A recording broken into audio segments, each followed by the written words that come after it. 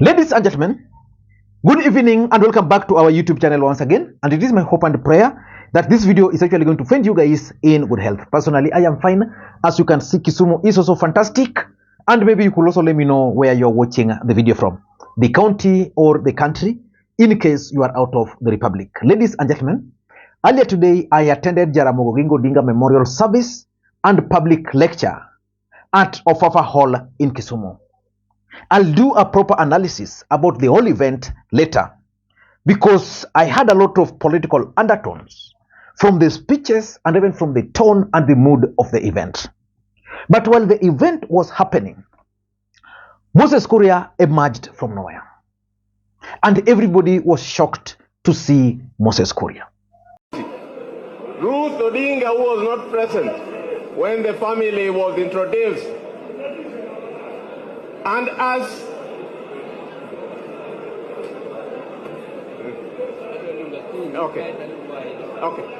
Okay, I'll give Dr. Oburu, as I told you, is the leader of the family.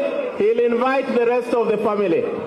Now, I would like to take this opportunity to invite my sister, Dr. Akinyewenwa, to come and speak on behalf of all the female gender in our family.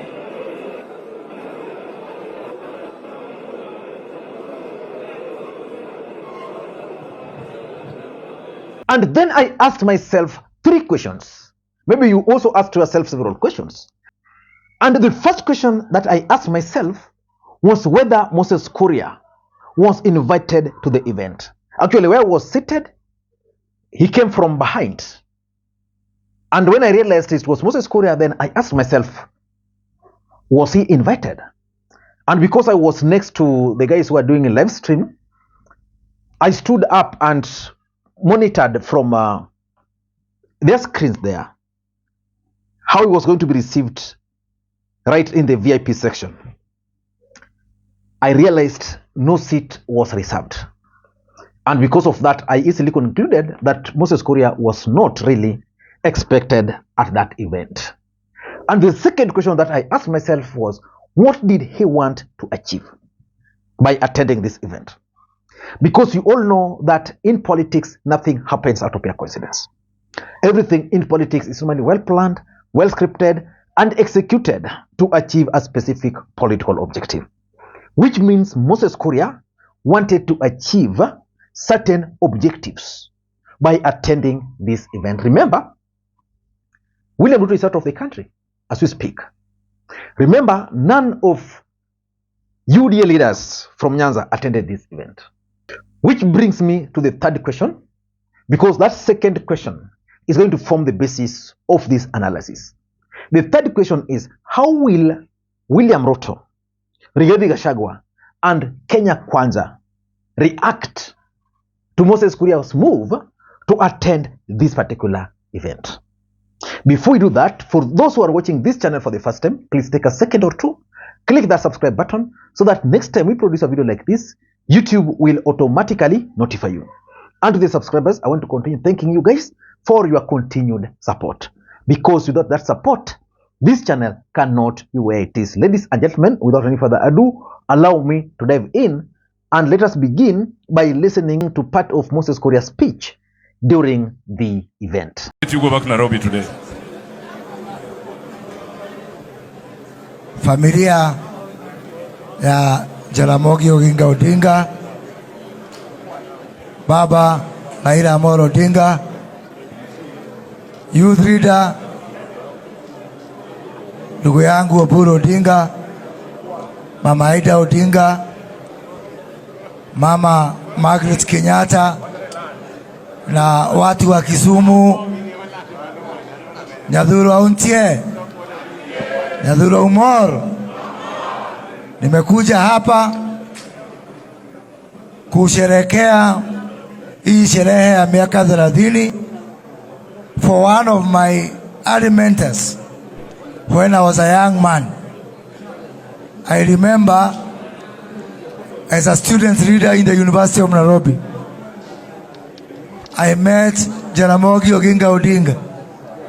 And I remember we were accompanied, tulipelekwa kwa Jaramogi na chairman wetu wakati huo, Mheshimiwa TJ Kajwang, who is here. Pia tulikuwa with our Secretary General, Governor Ochilo Yako, who is here today. Na wakati huo Moi alikuwa amekataa kurejista chama chetu cha wanafunzi cha SONU. Na Jaramogi tulipoenda kumuona akatusukuma mpaka hiyo chama yetu ikakuwa registered.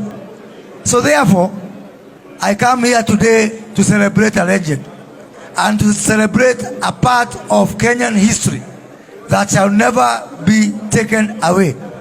The challenge we have as we honor Jaramogi today is to be that generation that can make a difference. I believe deep down in my heart that we can relive and relaunch the nationalist credentials that Jaramogi and others lived. But what was his objective? For me, 4 objectives that Moses Kuria really wanted to achieve, and he achieved some of them by attending this event. Number 1, Moses Kuria is keen on 2032 presidential election in the Republic of Kenya. And why is this event important? Or how is this event important to Moses Kuria's ambitions for 2032? The truth of the matter is that in 2032, there's a strong feeling that Raila Odinga might not be on the ballot. Right now, based on the mood I read in Ofafa, Raila Odinga might be on the ballot. But I'm coming to that. So people like Moses Kuria really are trying so hard to win the support of Raila Odinga's support base, which is Luo Nyanza. The other day, Moses Kuria just emerged from nowhere in Kondele. Then he went, I think where was Moses Kuria going? Kondele, he then went to Ahero, greeted people there, I think on his way like that. So he's keen on portraying an image of someone who has a bit of interest in Luo Nyanza politics. So it's trying to win the support of Raila Odinga's support base, which is the Luo nation, for his 2032 political ambitions. Otherwise, I don't see why Moses Kuria would actually leave Nairobi, come to Kisumu, and attend this event when he can actually do so much. Do you know why Moses Kuria was kicked out of the Ministry for Trade? It was because Moses Kuria had started favoring Azimio support base through those, what were they called?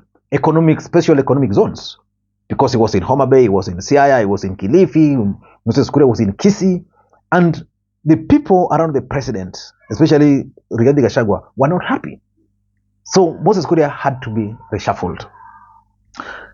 Coming again to Raila Odinga's stronghold, just to reinforce that particular point. Number 2, Moses Kuria is also trying to annoy Rigathi Gachagua. Basically sending a coded message to Rigathi Gachagua. Rigathi Gachagua has made Raila Odinga his pet subject. Then Moses Kuria, the other day you heard Moses Kuria telling him, sisi maneno ya kutalk about Uhuru hiyo tuache. We need to focus. Then today Moses Kuria is coming in an event where almost 99% of the audience are Azimio supporters.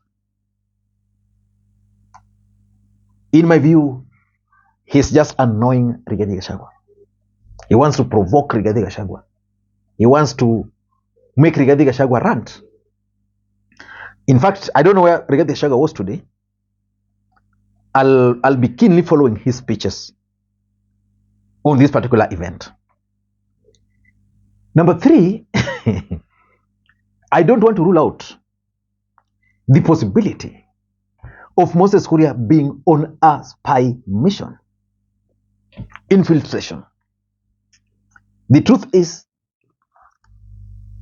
there's always infiltration in politics, where an opponent becomes very friendly, you allow him in your circle, then you start gaining information on how you operate. Kenya Kwanza currently are unable to penetrate Raila Odinga's camp. Moses Kuria could be that person. Remember, during BBI, Moses Kuria and was it Kisumu Murkomen were the only two people who pretended to be pro Azimio, to be pro BBI. At some point, Moses Kuria had to force himself in BBI rallies to understand that he was kicked out. What tells you that Moses Kuria cannot come to Kisumu? Then people will start seeing Moses Kuria, oh, huyo Jaramogi alimsomesha. That's what people are saying there. Oh, huyo, like he's consistent that he's part and parcel of Jaramogi family. Yeah, but at the end of the day, he could be on that spy mission. In politics, you don't rule out anything. Number 4, Moses Kuria, in my view, also understand politics, publicity in politics. So that he made a decision to come to this event, whether invited or not, whether being ejected or not. Whatever the kind of welcome he was going to get, Moses Kuria was still going to get the publicity. Today, everybody is talking about Moses Kuria attending this event, asking questions. If he had attended and then stopped from entering, again, that would still have formed news tonight and tomorrow. So Moses Kuria was trying to attract media attention to himself. And indeed, if you ask me, he got it. Hiyo ni kutumia akili. Yeah? Kutumia akili. And number 5, I'm also seeing something. I don't know whether you're also seeing it. Moses Kuria could be on a mission of trying to reconcile with Uhuru Muigai Kenyatta. And that's why the other week, he was very clear to Rigathi Gachagua that let us stop blaming Uhuru Kenyatta. By attending this event, he knows so well that Uhuru Kenyatta was supposed to be in this event. But because of the event in DRC, he could not be here. The wife was here. Although the way there was tension between them, but the wife was here. Raila is a brother to Oburu. Oburu actually stated that. So, which means probably he wants a way of starting to please Azimio, Raila, then he will reconcile. Because reconciling with Uhuru Kenyatta is definitely going to be beneficial to Moses Kuria, not to Uhuru Kenyatta. It's going to shield him from a lot of things. And lastly, this could be a coded message to William Ruto. There's the talk that a cabinet reshuffle is happening soon. And the truth is, Moses Kuria could be one of those being targeted. He missed it last time. Everybody knew Moses Kuria was going to be kicked out. He's now telling Ruto, I have options. I can work with these guys. And because of that, there is no way William Ruto can risk removing Moses Kuria out of his government. I don't know what you think. That's my take. Until next time, this is Lee McQueen. Bye-bye.